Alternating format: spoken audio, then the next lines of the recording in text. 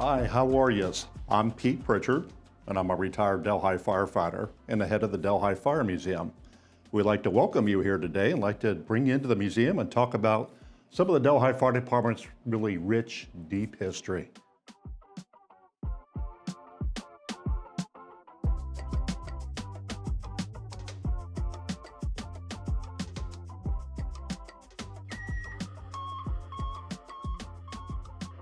So the Delhi Fire Department was originally started from some incident in the spring and in the fall of 1934.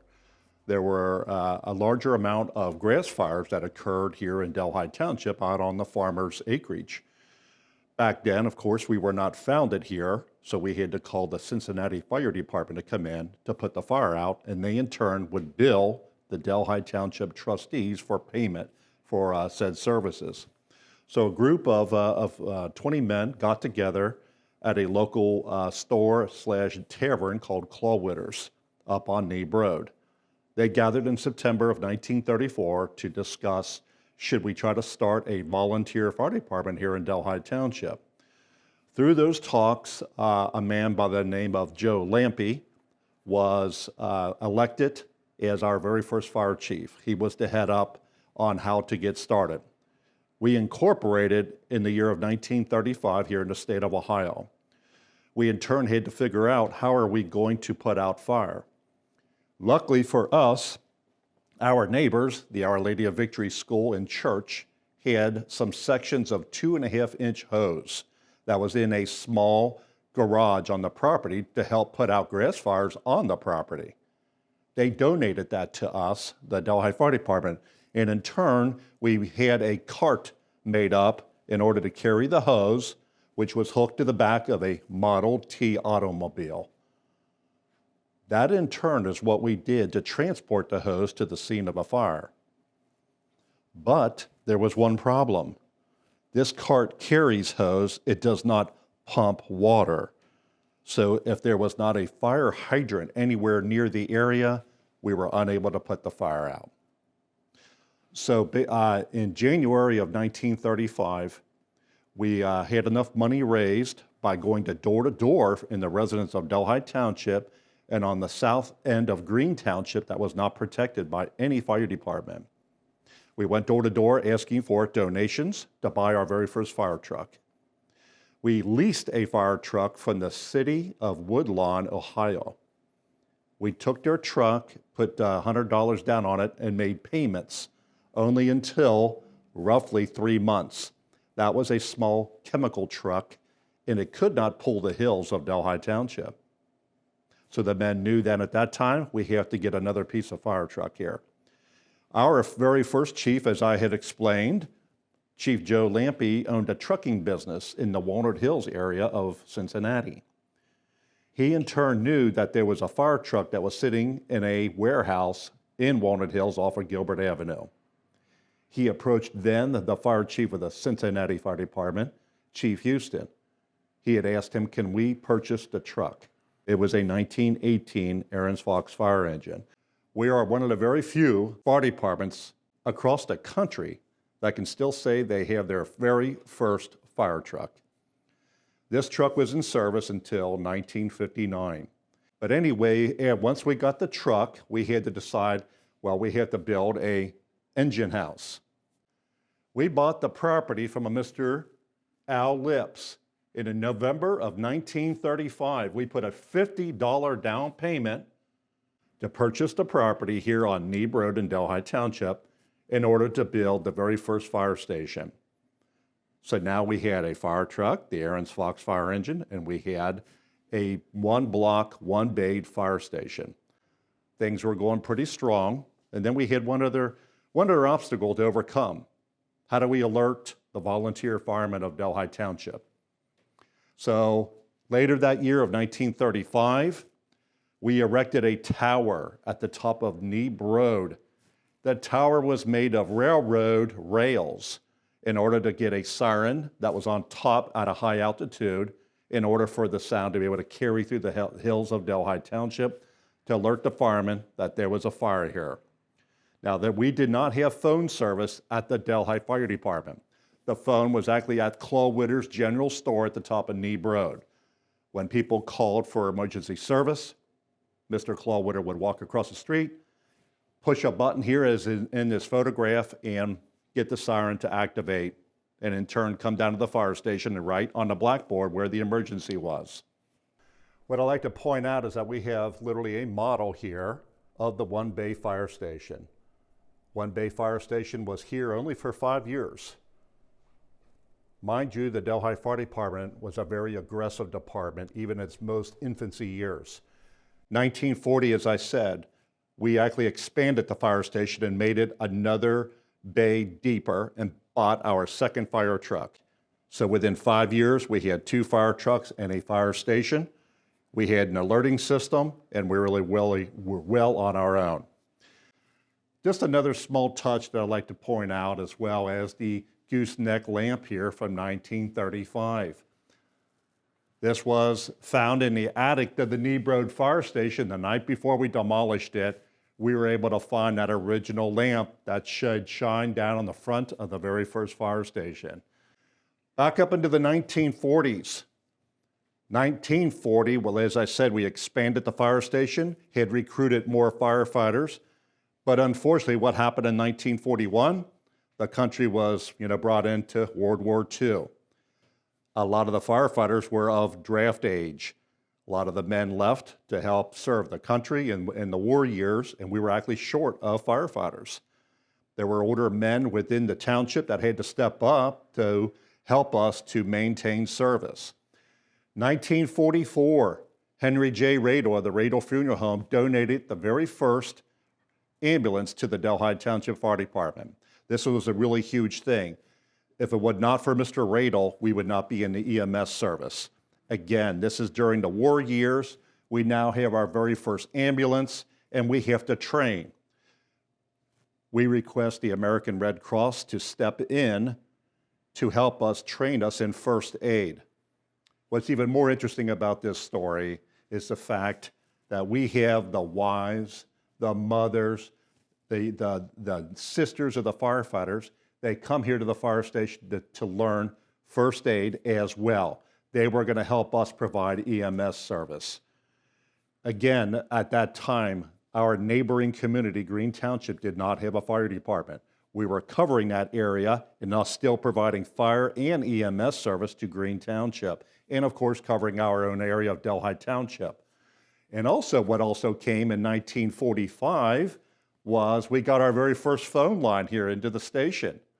So we did have an active person who was our chief, Joe Lampe again. He was hired on full time. So he was hired actually on in 1940. So within 5 years, a fire station built, added on 2 fire trucks, EMS service, and Joe Lampe is now a paid firefighter here for the Delhi Township Volunteer Fire Department. There are 2 things I'd like to mention. This is Chief Joe Lampe at his home. What I'd like to point out is his license plate. He was 100, if you notice, DT, Delhi Township. All the volunteer firemen had license plates that ended in DT. That's how we were identified as volunteer firemen in Delhi Township. We all indeed participated again with that until 1985. So we're into the 1950s, and we have to think about how do we protect the firefighters when they do enter a fire. This is what we had, basically a rubber coat with metal clasp to keep it shut and a metal helmet. Think about how hot that helmet must have gotten, being that it's metal, right? It conducts heat. So they had to come up with a different idea on that. Through the mid-1950s, the city of Cincinnati wanted to annex a section of eastern Delhi Township. The residents had voted on it that they did not want to be annexed from Greenwell Avenue east to enter the city of Cincinnati. Since that occurred, we had to provide quicker response to the eastern side of Delhi Township. So in 1954, we had purchased property on Greenwell, and late in 1955, we erected our second fire station. So we're 15, or basically 20 years into this. We have now 2 fire stations, and Chief Lampy is retired, and we hire a new fire chief who is our assistant chief, Chief Rudy Kuzar. Chief Kuzar will stay here until 1975. Chief Kuzar alone will see the largest growth within Delhi Township. A lot of land is being developed, subdivisions are going in. 1959, we actually get our very first shopping center. There's a lot of development going on. There's even traffic lights being put in. And Rudy Kuzar was here to see all that through. 1949, we add on to the original one-bay fire station. We add a bay in a second story and turn it into a Cape Cod house, basically. We are now housing 5 pieces of apparatus here at the Neeb Road Station, and 2 fire trucks are up at the Greenwell Station. Runs are increasing. We are becoming more busy. We're responding to more fire calls and, of course, more EMS calls. I would like to provide here, very interesting piece. What's interesting about the fire service, we actually do follow the armed services and now NASA. The reason I bring that up, during World War II, armed services had developed two-way communication from the field, right? We're in the fields of Europe and we have to communicate from the field. The fire service is a few years behind them, but we do develop that technology for firefighting, and here we are with our very first in-field walkie-talkie. We're able to talk back to the fire station from the fire scene. What I'd like to begin here is there is a red radio up on this wall here, and it's called a plectron alerting radio. In April of 1963, we find out about this new alerting radio. We purchased these, believe it or not, for $109 a piece. And what's interesting about this is that we do purchase them, and these are all in the volunteer firemen's homes. This is now how we alert the firemen to an emergency in Delhi Township. The siren is still ringing, but also now there's a radio, and it offers a tone in order to grab your attention, and we literally give them a message of if it's a fire call, an auto accident, or an EMS service call. So now we're able to respond much quicker. We know exactly what street and what the emergency actually is. This is huge. 1963, this brings us up to a whole new era. Very exciting time. So what's interesting now is we're in the mid-70s. Remember I was talking about the turnout gear that firefighters wear with the metal helmet, the rubber coat with the metal clasp. Well, it's 1976 now. We're 20 years into it. Technology is starting to really move forward. Remember I had mentioned about how the fire service goes and copies after the armed services and NASA. I'll get to that in a minute. We're here in 1976. We have a much different turnout coat in order to help shield the firefighter from some of the heat. We have a new type of helmet to protect our head. Most injuries to firefighters are head and face injuries. And on this helmet, I'd like to point out, we have a clear shield, eye protection. For now, we're thinking about that. And then more importantly, we're talking about protecting the firefighter's lungs. For the first time, we have air tanks with an actual mask to protect us, right? So we've been breathing all this smoke in. Firefighters are now beginning to get sick, and they trace it back to all the smoke and stuff that is burning inside of residential homes. So there's some form of first line protection with that. This is really big. But again, we have the helmet, the coat, we have knee-high boots. This is where we're at in 1976. This is really interesting. So we really have come kind of into the times, for protection of the firefighter as he goes along. Like I said, we're in the 1970s. Laws are changing. Things are going on. We are making more calls in 1977. 1977, we have over 800 calls, 300 of them being fire-related calls. So things are changing. We're getting a little bit more busier, and we have now hired more full-time firefighters. We now have 6 firefighters that are here 24 hours a day, with the fire chief being here during the day on an ordinary 8-hour day. And of course, being supplemented by the volunteer firemen. Very interesting, as we enter the 1980s, we are indeed the Delhi Township Volunteer Fire Department. Well, the members had gathered back in 1985 and decided that, listen, Maybe we need to take the private fire company, which is the Delhi Township Volunteer Fire Department Incorporated, and sell it to Delhi Township and become public employees and hire all the volunteer firemen into paid positions on duty. This is a huge thing that occurs because this changes the whole pathway of firefighters and who they are today, both in the safety of the job, obviously, and how firefighters are actually, financially supported and so on for this. This is a big move, and it does not go smooth, to say the least, in the very beginning. A lot of volunteer firemen wanted to stay on as volunteers, but it had to happen. So back in 1985, we sell the fire department to Delhi Township for $1. They take both fire stations, all the apparatus, fire trucks, the ambulances, our checking account, we had a CD. They take on everything for $1 and they employ us. We actually become on duty here at the station. The only problem was the Greenwell station was not built to house people there. We had no bedrooms and no kitchen. So right away, Delhi Township had to put money into the fire station on Greenwell in order to put a kitchen and bedrooms on so we could start housing men there to be on duty. What I would like to point out as well here is our fire chief's corner. We are now on our 6th fire chief here in Delhi Township. Each one of them have a story they could share during their time here and what growth occurred. And each one of them brought something here. Along with all the growth of the township was growth of the fire department right along with it. In 2001, we opened up a 3rd station on the west side of Delhi Township. It is numbered station number 30. That station is to help serve the far west of our community. So now we have the Greenwell station from 1955, and we have the Neeb Road station that's been here since 1935.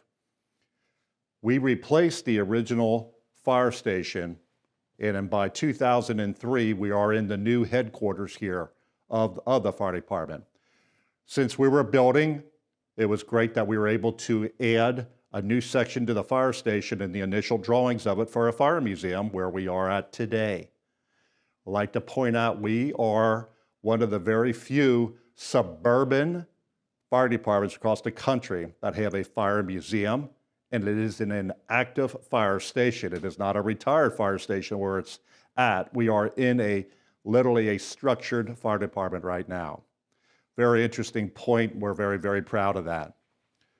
When we were talking earlier about firefighter safety, I would like to hear with this man again.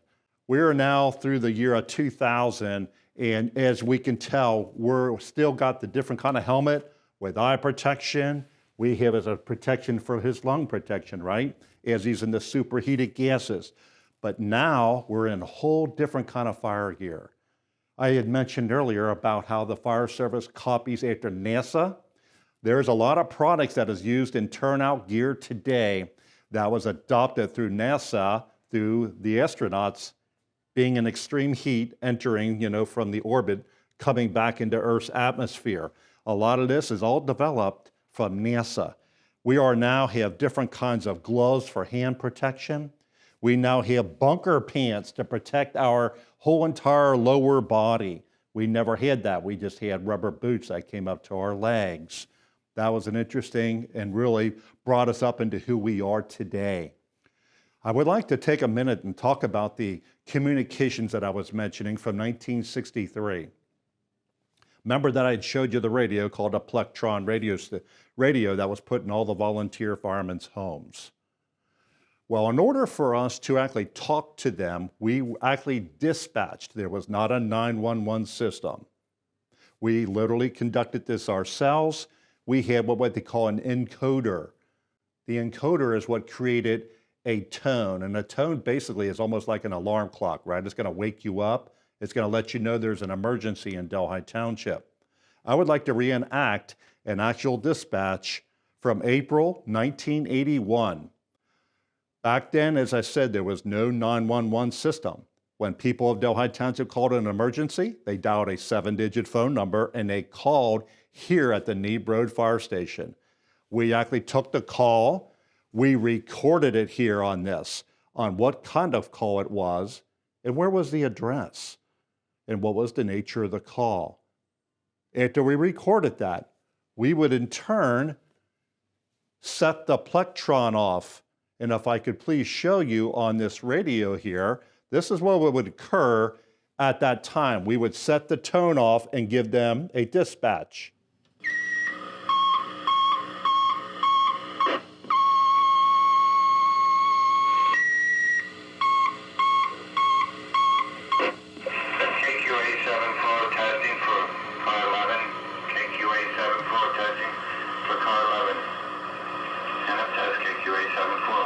So that's how the volunteer fireman would receive the message in his home. And he would know there was a structure fire on Shady Lawn Terrace.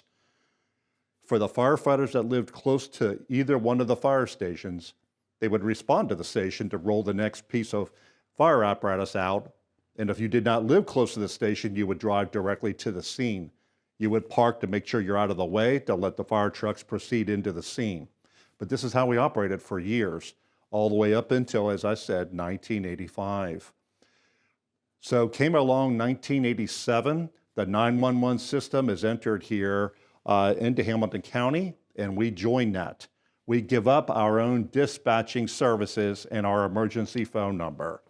And of course, as we know today, as when you call an emergency, you dial those 3 digits, 911.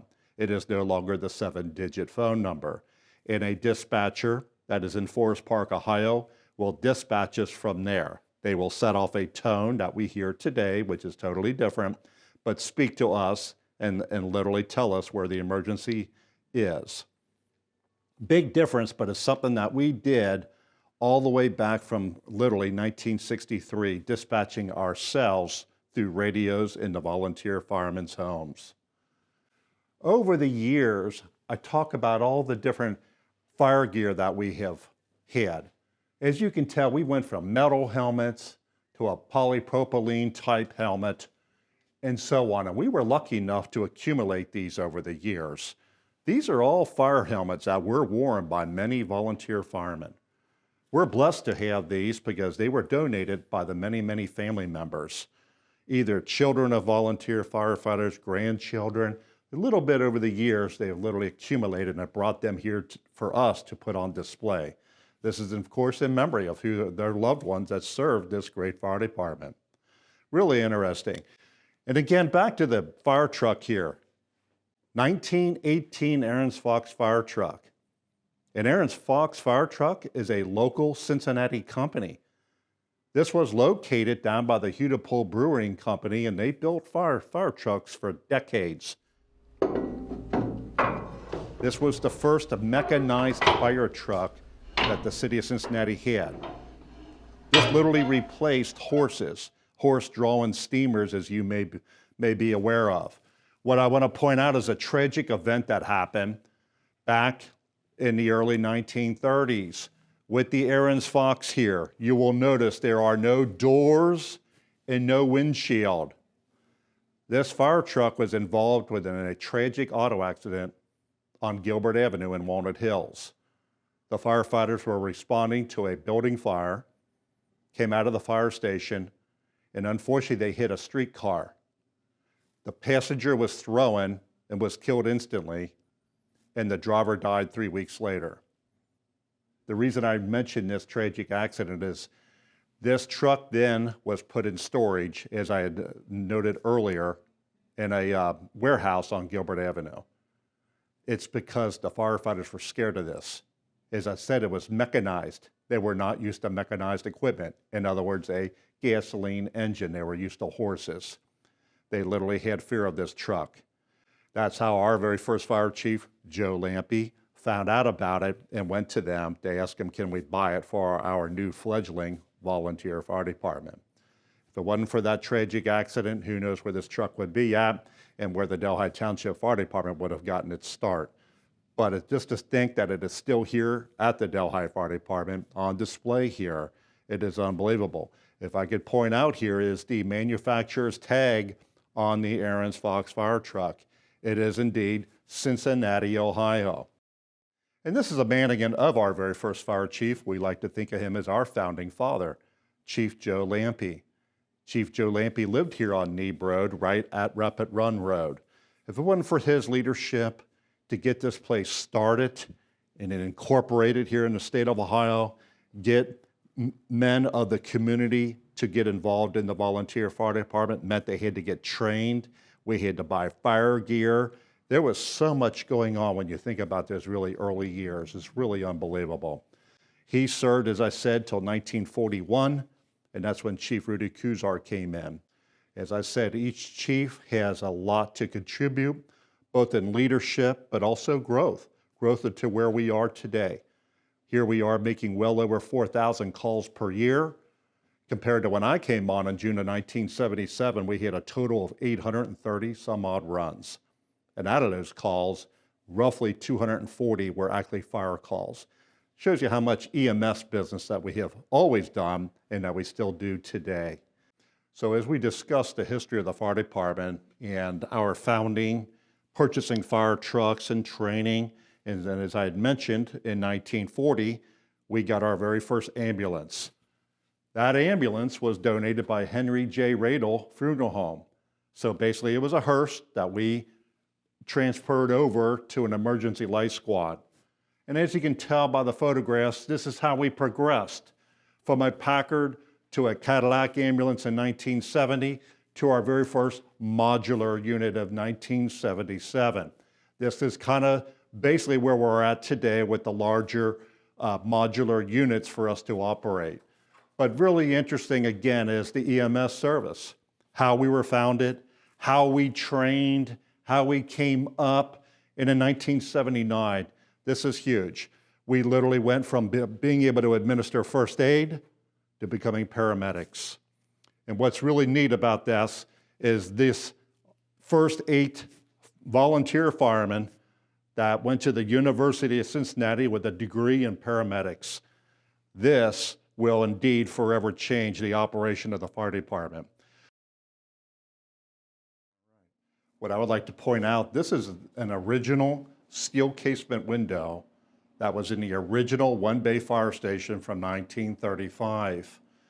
When we tore the building down and demolished it in 2001, I put this window aside, took it home with me actually. It sat in my garage for roughly 10 years before we turned it into a display. The actual window is indeed highlighted here in this photograph of the Neeb Road Fire Station. There is the actual window that it was in. I like to think that this window, that many of firefighters stood at this window and looked out this window, and they had the same thoughts and same ideas as we do here today. How do we protect those that live in our community? I would indeed like to thank you for coming and taking a look at our museum. Very interesting, a lot of rich history. Every fire department has a story to tell, but this is how we tell ours here at Delhi Township.